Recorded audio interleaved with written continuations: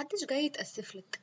انا عارفه ان انتي منتظره ان هم يتأسفوا لك بعد اللي هم عملوه فيكي، وان انتي اتظلمتي، وان انتي ما كنتيش تستحقي حاجه زي كده. بس صدقيني محدش جاي يتأسف لك. يا مساء الخير في بودكاست لاكي مع نور. بره سكريبت النهارده الحلقه اللي ما بتبقاش متحضره بس بتبقى من القلب.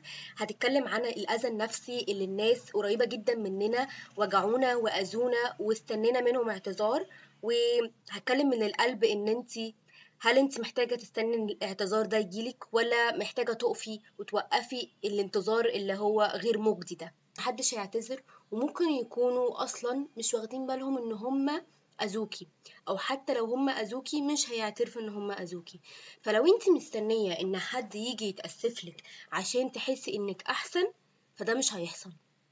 عايزه احكي لك حاجه كده. انا في فتره من الفترات اتظلمت جامد قوي، والناس اللي ظلموني لحد دلوقتي مش معترفين ان هم ظلموني، مع ان كل الناس اللي حواليهم بيقولوا لهم ان هم ظلموني، وكل الناس اللي حواليهم قالوا لي انا ان هم معترفين ان الناحية التانية ظلموني. انا عايزه اعترف لك ان انا كنت مستنيه اعتذار، مش هكدب. مش عشان انا اتظلمت منهم، بس عشان الناس دي كانت بالنسبه لي ناس مهمه جدا، وكانوا بالنسبه لي ما توقعتش الغدر. يمكن الحاجه اللي بتوجعنا اكتر مش الظلم على قد ما هو مين اللي ظلمنا. فاحنا وقع علينا الظلم من ناس احنا ما توقعناهمش. ودايما بيقولك الباك ستاب، او ان حد يضربك وانت مش متوقع ان ده يبقى عدوك اصلا، او ان هو اصلا هيوجعك. هي دي اكتر حاجة بتوجع. وانا اعترف ان انا كنت مستنياهم يعتذروا لي لفترة من الفترات، لا فترة كبيرة كنت مستنياهم ان هم يعترفوا ان هم ظلموني وان هم يعتذروا لي. بس طبعا guess what, this never happened. يمكن هم لحد دلوقتي اصلا ممكن بينهم وبين نفسهم ما اعترفوش لنفسهم ان هم ظلموني. بس بعد فترة ايقنت ان هو انا ليه اصلا مستنياهم يعتذروا. انا لا بقيت مستنياهم يعتذروا، ولو شفتهم في الشارع مش هسلم عليهم.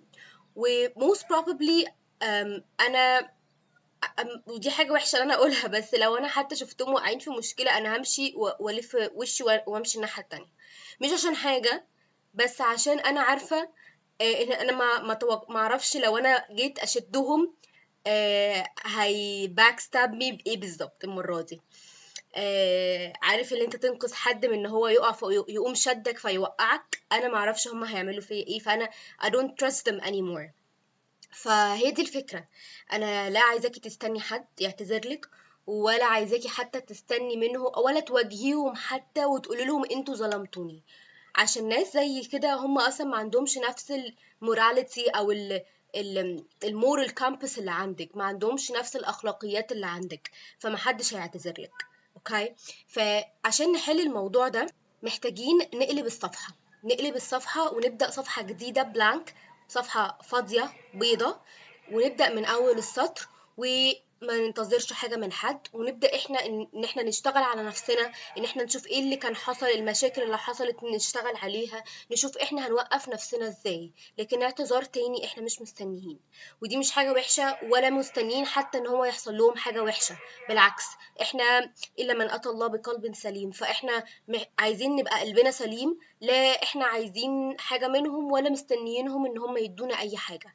فممكن دي تذكرة ليكي ان انتي توقفي كل حاجة وما تستنيش اعتذار من حد، وما تستنيهمش ان هم يرجعوا يقولوا لك انا اسفة. انتي مش مستنية اسف من حد.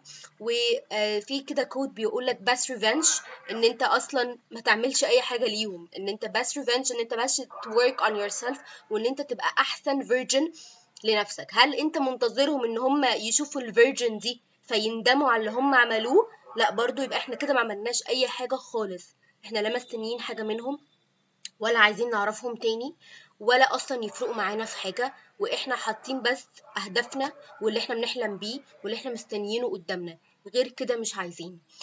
فدي تذكرة ليكي ان انتي تقفي تاني وتبدأي تشتغلي على نفسك. ولو وصلت لحد هنا ما تنسيش تعملي سبسكرايب، ولو عايزة تسيبي كومنت تقولي لنا فيه انتي هتشتغلي على نفسك ازاي، او ايه اللي انتي عايزة تغيريه، او حتى تقترحي موضوع عايزانا نتكلم فيه مع بعض. انا هبقى سعيدة جدا. شكرا جدا، ومستناكي الحلقة الجاية مع نور.